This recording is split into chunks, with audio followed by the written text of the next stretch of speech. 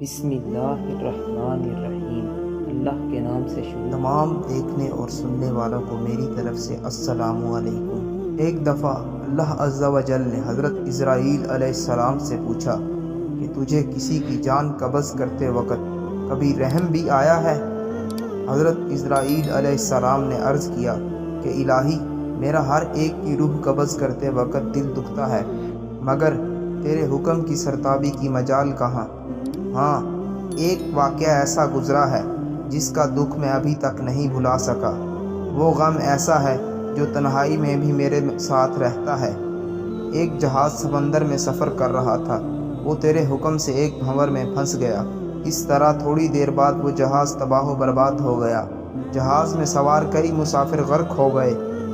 جو مسافر بچے ان میں ایک ماں تھی اور دوسرا اس کا نوزائیدہ بچہ، جو تباہ شدہ جہاز کے ایک تختے پر سمندر کی لہروں میں تیرے رحم و کرم پر جا رہے تھے۔ تیز ہوا نے انہیں سینکڑوں میل دور سمندر کے کنارے پر پہنچا دیا۔ اس لمحے تیرا حکم ہوا، ماں کی روح قبض کر لو۔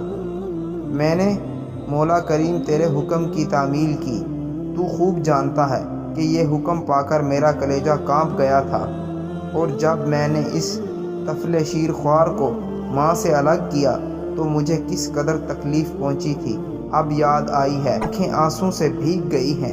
پھر حکم الہی ہوا کہ کیا تجھے پتہ ہے کہ بعد میں وہ بچہ کہاں اور کس طرح پرورش پاتا رہا؟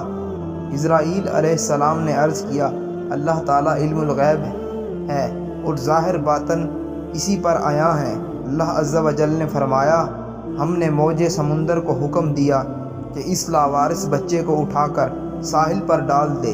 ساحل کے قریب ایک سرسبز و شاداب جزیرہ تھا۔ ہم نے پھلوں کو حکم دیا کہ بچے کے نیچے سیج بچھا دیں۔ سورج سے کہا، اپنی تیز شعاؤں سے بچے کو محفوظ رکھنا۔ بادل کو کہا، بچے سے ذرا فاصلے پر برسے۔ درختوں کی شاخیں خود بخود جھک کر پھل اور ان کے رس اس کے منہ میں ڈال دیتی تھیں۔ جزیرے میں ایک شیرنی کی ہم نے ڈیوٹی لگا دی، وہ روزانہ اسے دودھ پلاتی۔ شیرنی کے خوف سے کوئی جانور بچے کے پاس نہیں آ سکتا تھا۔ اس جزیرے میں ہم نے خوشنو اور حسین پرندے بھیجے جو ہر وقت چہچہاتے تاکہ بچے کا دل پریشان نہ ہو۔ ہوا کو حکم دیا کہ اس پر سے آہستہ آہستہ گزرے تاکہ اس کو کوئی تکلیف نہ ہو۔ اے اسرائیل علیہ السلام، وہ تنہا اور بے ظاہر بے یار و مددگار بچہ پرورش پا کر خوب صحت مند اور بہادر ہو گیا۔ ہم نے اس کے پاؤں میں کبھی کانٹا بھی نہ چبھنے دیا۔ دنیا جہاں کی نعمتیں اسے عطا کیں۔ اب اے ملک الموت، تو جانتا ہے وہ بچہ کہاں ہے اور کیا کر رہا ہے؟ ایک بادشاہ شکار کھیلتے ہوئے ادھر آ نکلا۔ وہ خوبصورت صحت مند بچے کو دیکھ کر بہت خوش ہوا۔ اسے اٹھا کر اپنے محل میں لے گیا۔ ان کے ہاں کوئی اولاد نہ تھی۔ انہوں نے اسے اپنا بیٹا بنا لیا۔ بادشاہ کے مرنے کے بعد وہ اکیلا تاج و تخت کا مالک بن گیا۔